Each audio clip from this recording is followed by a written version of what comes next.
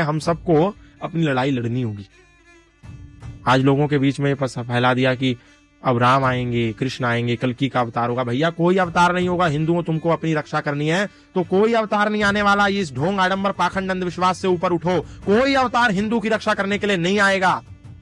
तुम जिस भगवती शेरावाली से ये आकांक्षा करते हो कि वो तुम्हारी रक्षा करेगी, नहीं कर सकती भगवती तुम्हारी रक्षा, क्योंकि भगवती की गुफा की रक्षा जम्मू में खुद सीआरपीएफ के नौजवान करते हैं। तुमको लगता है कि भगवान श्री कृष्ण अवतार लेकर के आएंगे, नहीं आएंगे भगवान श्री कृष्ण, क्योंकि तुमको अपना धर्म युद्ध खुद लड़ना है।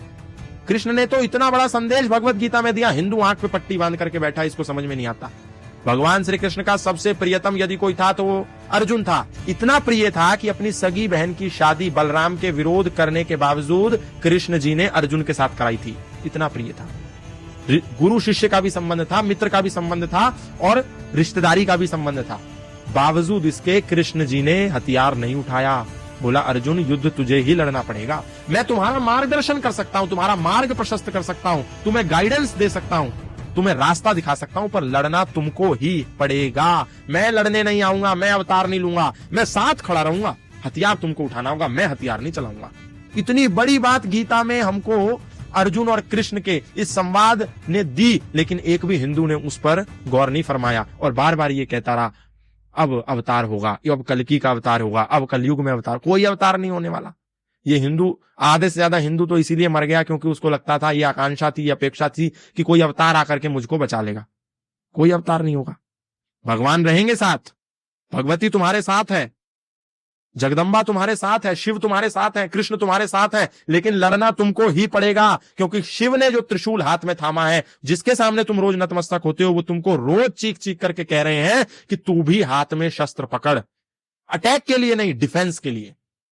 कृष्ण तुमको संदेश दे रहे हैं, सुदर्शन चक्र भी है मेरे हाथ में। इस बांसुरी को देख करके केवल नाचते मत रहो। हिंदुओं, मंदिरों में नाचो मत, ये सुदर्शन चक्र भी देखो। केवल बांसुरी वाला नहीं हूं, चक्र वाला भी हूं, इसको देखो। लेकिन हिंदू नहीं देखता। जगदम्बा कह रही है कि मेरे हाथ में जो तलवार है इसको भी देखो, लेकिन हिंदू नहीं देखता।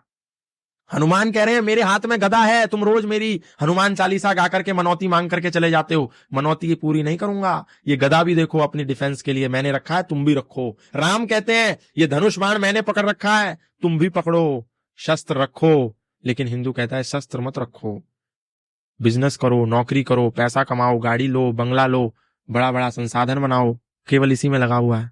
और फिर आसपास जब उनकी ज्यादा आबादी हो जाती है तो वो इस पे हमला कर देते हैं, इसको छोड़ छोड़ के भागना पड़ता है। कई ऐसे ऐसे केस हैं।